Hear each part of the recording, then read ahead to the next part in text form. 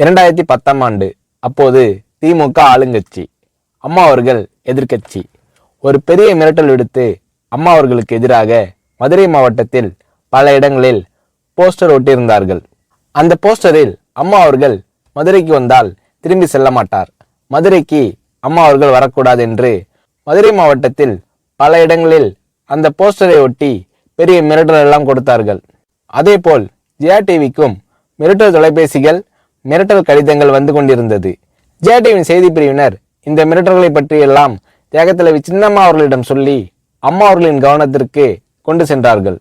அம்மா அவர்கள் துணிச்சல், வீரம், கம்பீரம் இவற்றின் ஒட்டுமொத்த உருவம். அதனால் புரட்சி தலைவி அம்மா அவர்கள், நான் மதுரைக்கு போய் தீருவேன், பொதுக்கூட்டத்தில் பேசியே தீருவேன், எது நடந்தாலும் எதிர்கொள்கிறேன் என்று சொல்கிறார்கள்.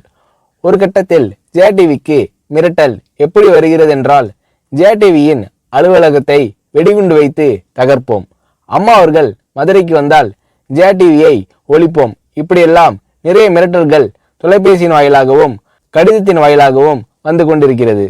இந்த மிரட்டல்களை எல்லாம் கடந்து அம்மா அவர்கள் மதுரைக்கு சென்று பிரம்மாண்டமான பொதுக்கூட்டத்தில் லட்சக்கணக்கான மக்கள் மத்தியில் எழுச்சி உரையாற்றும் போது, ஒரு எதிர்க்கட்சியின் தலைவி என்ற முறையில் என்னை நீங்கள் மிரட்டுங்கள், ஒரு எதிர்க்கட்சியினை நான் நடத்துகிறேன் என்பதற்காக கழகத்தை மிரட்டுங்கள், ஜெயா டிவியை எதற்காக மிரட்டுகிறீர்கள், ஜெயா டிவியின் அலுவலகத்தை நீங்கள் தகர்ப்பீர்களா, ஜெயா டிவியை நீங்கள் ஒழித்து கட்டிவிடுவீர்களா, பார்க்கலாமா, ஜெயா டிவியை ஒழித்து கட்டிவிட்டால் என்னுடைய அரசியல் குரலை ஒழித்து விடலாம் என்று கனவு காண்கிறீர்களா?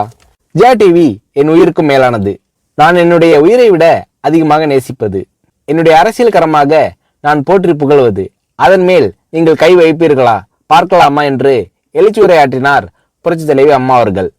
இப்படியெல்லாம் அம்மா அவர்களின் அன்புக்கும் மரியாதைக்கும் பாத்திரமாக ஜெயா டிவி இருந்தது.